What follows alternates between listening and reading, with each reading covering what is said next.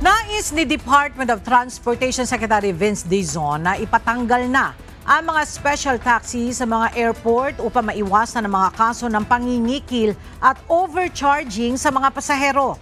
Ayon kay Secretary Dizon, ipapanukala niya sa mga ahensya na alisin na ang special taxis at tularan ang ginagawa sa ibang bansa kung saan tanging mga regular taxi na may magkakaparehong rate ang nasa airport.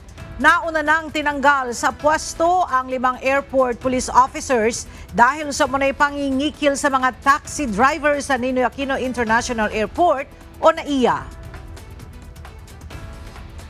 Pero ang importante dito, ito na talaga ang ipopropose ko na solusyon sa lahat ng ehensya, sa LTFRB, sa MIAA, sa NNIC, sa NAIA. Kailangan wala ng special taxi para sa airport. Kasi ngayon, merong mga special accredited na taxi sa airport.